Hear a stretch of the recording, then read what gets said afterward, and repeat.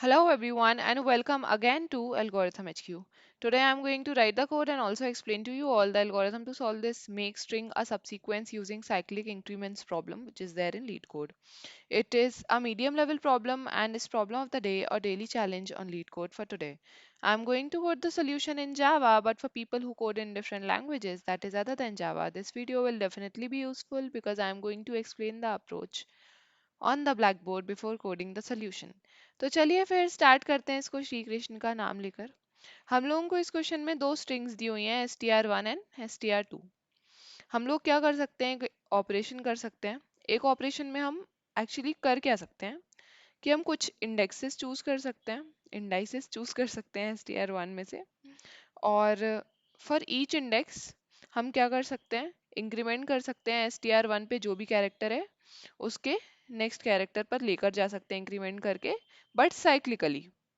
Okay, अब cyclically का क्या मतलब है, जैसे अगर str1 में किसी पोजीशन पे या किसी इंडेक्स पे a कैरेक्टर है तो हम उसको इंक्रीमेंट करके जस्ट वन टाइम्स इंक्रीमेंट करके b बना सकते हैं। ठीक है, अगर b है तो वन टाइम्स इंक्रीमेंट करके हम c बना सकते हैं। पर साइक्लिकली का क्या मतलब है कि अगर z भी है ना हमारे पास, अगर z भी है ना हमारे पास, तो हम उसको अगर एक बार इंक्रीमेंट करेंगे तो वो a बन जाएगा। ठीक है, मतलब मान लो कि सारे कैरेक्टर्स एक साइक्लिक मैनर में रखे हुए हैं या फिर साइक्लिक एरे में रखे हुए हैं, और हम अगर इंक्रीमेंट करते हैं उनको तो वो आगे बढ़ते हैं, यानी कि ए बी बनता है, बी सी बनता है, और वैसे ही जेड वापस से ए बन जाता है। ओके, तो यहाँ पे ये लिखा हुआ है। ठीक है, तो एक ऑपरेशन हम कितने भी इंडाइसेस चूज कर सकते हैं और उन इंडाइसेस पे जो कैरेक्टर्स हैं उनको इंक्रीमेंट करके नेक्स्ट कैरेक्टर पर लेकर जा सकते हैं। ओके, हम लोगों को ट्रू रिटर्न करना है अगर हम str2 को एक सबसीक्वेंस बना सकते हैं str1 का by performing the operation at most once, मतलब एक बार ऑपरेशन करके हम क्या str2 को str1 का सबसीक्वेंस बना सकते हैं। अब ऑपरेशन जो है वो सिर्फ str1 पे ही होगा, str2 पे नहीं होगा। ठीक है, तो ट्रू रिटर्न करना है अगर बना सकते हैं तो, और नहीं बना सकते हैं तो फॉल्स रिटर्न करना है। अब हम लोगों को इसमें बोला है कि सब सीक्वेंस बनाना है ना, सब स्ट्रिंग नहीं बनाना है। तो सब सीक्वेंस क्या होता है कि जैसे अगर str1 है और str2 है तो str2 जो है वो str1 का सब सीक्वेंस कब कहलाएगा, जब str2 के सारे कैरेक्टर्स str1 में सेम ऑर्डर में प्रेजेंट होंगे जैसे कि str1 में प्रेजेंट है, सॉरी str2 में प्रेजेंट है। ओके, यानी कि str2 के सारे characters should be present in str1 in the same order as present in str2। Okay, या फिर यहाँ पे एक और इन्होंने डेफिनेशन लिखी हुई है, a subsequence of a string is a new string that is formed from the original string by deleting some of the characters without disturbing the relative positions of the remaining characters। Okay, possibly none भी लिखा हुआ है, मतलब जरूरी नहीं है कि delete करना ही है, नहीं भी करेंगे तो भी चलेगा। ठीक है, सब सीक्वेंस माना जाएगा। तो बेसिकली हम str1 के कुछ कैरेक्टर्स को चेंज करके, मतलब या फिर इंक्रीमेंट करके नेक्स्ट कैरेक्टर पर लेकर जा सकते हैं। ठीक है, तो इस एग्जाम्पल के थ्रू ड्राई रन करेंगे और कुछ चीज़ें समझेंगे। ठीक है, दोनों ही ले लेते हैं एक्चुअली, ये वाला भी ले लेते हैं और वो सेकेंड वाला भी ले लेते हैं, है ना, समझने में आसानी रहेगी। ओके,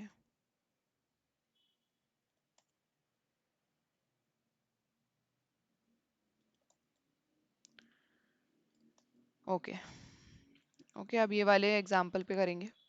तो बेसिकली सबसीक्वेंस बनाने के मोटिव में हम लोगों को करना क्या है कि बस चेक करना है कि ये जो str2 का जो कैरेक्टर है क्या वो str1 के किसी कैरेक्टर को चेंज करके, मतलब इंक्रीमेंट करके बन सकता है, या फिर बिना इंक्रीमेंट करे भी क्या वो सेम है ना, तो ये चेक करना है बस। तो हम करेंगे क्या कि str2 का जो कैरेक्टर है ना, करेंट कैरेक्टर, उसमें से डिडक्ट कर देंगे हम str1 का करेंट कैरेक्टर। अगर ये वैल्यू आ रही है हमारे पास लेस देन और इक्वल टू 1, है ना, क्योंकि 1 टाइम्स हम इंक्रीमेंट कर सकते हैं। अगर ये लेस देन इक्वल टू 1 आ रही है तो मतलब ये वाला कैरेक्टर तो हमें मिल गया है str1 के किसी कैरेक्टर में, पर अब हम लोगों को आगे बढ़ के बाकी कैरेक्टर्स के लिए चेक करना है ना। तो अब इसमें क्या होगा कि जैसे मान लो अभी तो यहाँ पे a माइनस ए कर रहे हैं हम, है ना, a माइनस ए कर रहे हैं वो 0 आ रहा है, पर किसी किसी केस में ऐसा होगा कि STR1 में Z होगा और STR2 में A होगा, है ना। अब Z को 1 टाइम्स इंक्रीमेंट करके हम A तो बना सकते हैं, है ना। Z को 1 टाइम्स इंक्रीमेंट करके हम A तो बना सकते हैं, पर जब हम इसको डिडक्ट करेंगे, A में से Z को हम जब डिडक्ट करेंगे, तो A की वैल्यू मोस्टली जीरो रहती है, मतलब जीरो मान सकते हैं हम, और Z की वैल्यू 25, है ना। हम ऐसा मान सकते हैं बस, है ना, क्योंकि वो जैसे A के बाद B आता है ना, A की जो भी आज की वैल्यू होती है उससे 1 ग्रेटर देन होती है B की, है ना। तो यहाँ पर अगर हम देखें 0 - 25 करें तो वो आता कितना है हमारे पास, -25। क्या हमें -25 ऑपरेशंस करने की जरूरत है ना, नहीं है, ऑब्वियसली नहीं है, और ये वैसे भी नेगेटिव है, तो इसमें हम 26 ऐड कर देते हैं, है ना। इसमें जब 26 ऐड करेंगे तो हो जाएगा 1, है ना। That means only one operation is needed, या फिर one increment is needed to convert J to A, sorry Z to A। Okay, तो यहाँ पे हम क्या करेंगे कि जब भी हम डिडक्ट करेंगे कोई भी वैल्यू, उसमें हम प्लस कर देंगे 26, ठीक है, और फिर उसके बाद मॉड्यूलो कर देंगे उसका हम 26 से अगेन, ठीक है, 26 से मॉड्यूलो कर देंगे अगेन। तो मान लो कि अगर हमने यहाँ पे बी में से ए डिडक्ट किया होता, बी में से ए डिडक्ट किया होता, तो बी की वैल्यू 1 मान लेते हैं, ए की वैल्यू 0 मान लेते हैं, है ना, इसकी ऐसी वैल्यूज मान सकते हैं, तो ये 1 आ जाता, और फिर इसमें 26 ऐड कर देते, तो ये 27 बन जाता। 27 ऑपरेशंस करने की जरूरत है क्या है, बी को ए में कन्वर्ट करने के लिए, सॉरी ए को बी में कन्वर्ट करने के लिए नहीं, है ना, और सिर्फ वन ऑपरेशन की जरूरत है, जो कि यहाँ पे आ रहा था एक्चुअली, है ना। तो 27 को जब हम मॉड्यूलो करेंगे, 27 को जब हम मॉड्यूलो करेंगे 26 से, तो वो अगेन 1 आ जाएगा, है ना। इसलिए हमें जरूरत ही नहीं है कि ऐसे हम चेक करें कि जेड साइक्लिक मैनर वाला अलग से चेक्स लगाएं।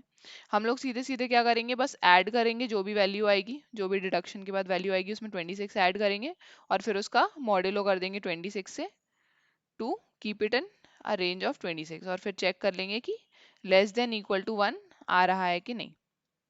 ओके, तो ये बहुत सारी चीजें हो गई हैं, सारी हटा देते हैं और ड्राई रन करके देखते हैं। ओके, तो अब यहाँ पे है हमारे पास ए बी सी, ठीक है। तो अभी हम STR1 के ए पे हैं और STR2 के भी ए पे हैं, ठीक है। तो ए दोनों मैच हो गए, ठीक है, तो हम अब डी पे जाएंगे, है ना, इसका डिफरेंस कुछ है ही नहीं। अब बी और डी में देखते हैं, अब डी में से बी को डिडक्ट करेंगे, ठीक है। डी की वैल्यू होती है 3, बी की वैल्यू होती है 1, ऐसे मान रहे हैं अभी अब बस हम, ठीक है, क्योंकि वो 0 से लेकर 25 तक कंसिडर कर रहे हैं। ये आ गया हमारे पास 2, 2 में 26 प्लस किया तो हो गया 28, और फिर उसके बाद मॉड्यूलो किया हमने 26 से, तो वो हो गया हमारे पास अगेन 2। तो 2 ऑपरेशंस या फिर 2 इंक्रीमेंट ऑपरेशंस लगेंगे बी को डी में कन्वर्ट करने के लिए, जो कि हम नहीं करेंगे ऑब्वियसली, है ना, वो हम कर ही नहीं सकते। तो ये बी तो डी से मैच नहीं हुआ। अब नेक्स्ट कैरेक्टर देखते हैं सी। क्या सी जो है उसको हम डी में कन्वर्ट कर सकते हैं, डी की वैल्यू क्या होती है अगेन 3, और सी की वैल्यू क्या होती है हमारे पास 2, तो ये हो गया 1। अब 1 में हम 26 प्लस करेंगे तो वो हो जाएगा हमारे पास 27, जिसका मॉड्यूलो करेंगे हम फिर 26 से, तो वो हो जाएगा हमारे पास 1, तो हो जाएगा हमारे पास 1। तो अब हाँ, वन ऑपरेशन या फिर वन इंक्रीमेंट ऑपरेशन लेके हम सी को डी में कन्वर्ट कर सकते हैं। अब डी से भी आगे बढ़ गया, है ना। तो अब जो हमारे जे की वैल्यू होगी, या फिर जो हम पॉइंटर ले रहे होंगे STR2 पे आइटरेट करने के लिए, उसकी वैल्यू हो जाएगी STR2 की लेंथ के बराबर।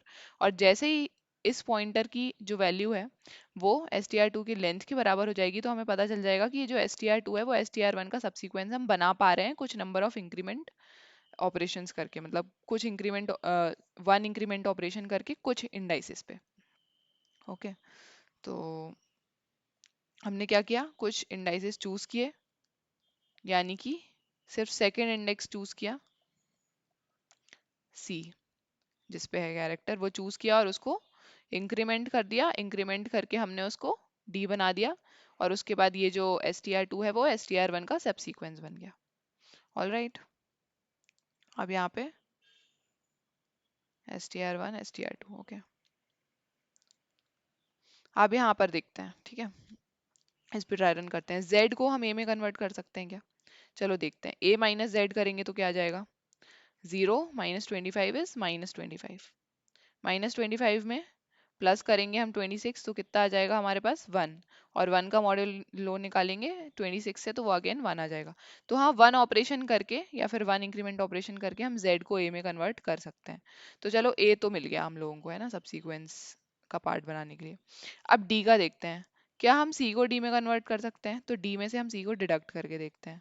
ये आता है हमारे पास 1, 1 में प्लस करेंगे 26 तो हो जाएगा 27, 27 का मॉड्यूल निकालेंगे 26 से तो वो अगेन 1 हो जाएगा।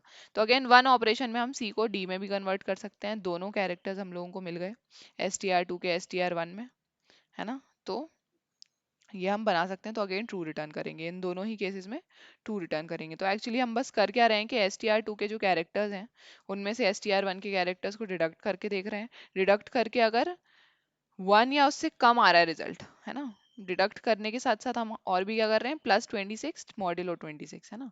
+26 क्यों कर रहे हैं? नेगेटिव को पॉजिटिव में कन्वर्ट करने के लिए, और मॉड्यूलो 26 क्यों कर रहे हैं? रेंज में लाने के लिए। ओके, तो ये ऑपरेशंस करके, मतलब +26 और मॉड्यूलो 26 करने के बाद अगर हमारा जो रिजल्ट है ओवरऑल वो 1 या उससे कम आ रहा है, यानी कि हमें इंक्रीमेंट ऑपरेशन सिर्फ एक बार करने से काम बन जाएगा, है ना, at least 1 times, sorry at most 1 times करने से काम बन जाएगा, तो फिर हम वो ऑपरेशन करेंगे और उस कैरेक्टर को कन्वर्ट कर देंगे, है ना। ऐसे कर करके हम आगे बढ़ेंगे str2 में। तो अभी कोड करके देख लेते हैं, इजी सा कोड रहेगा।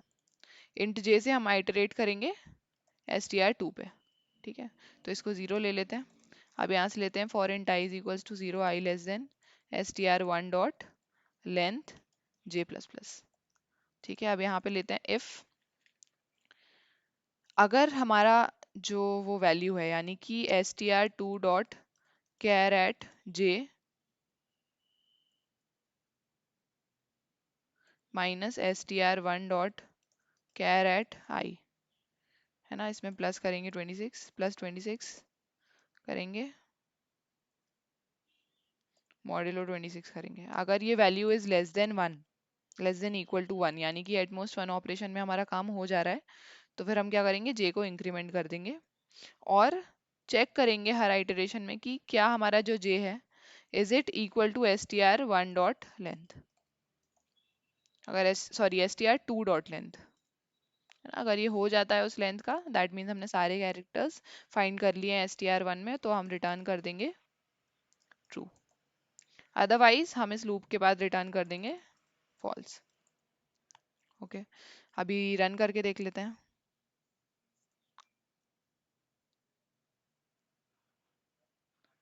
ओके, ये कुछ str1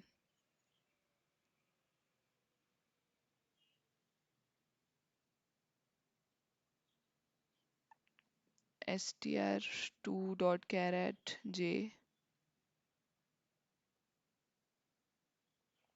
जे में ही प्रॉब्लम आ रही है आई गेस।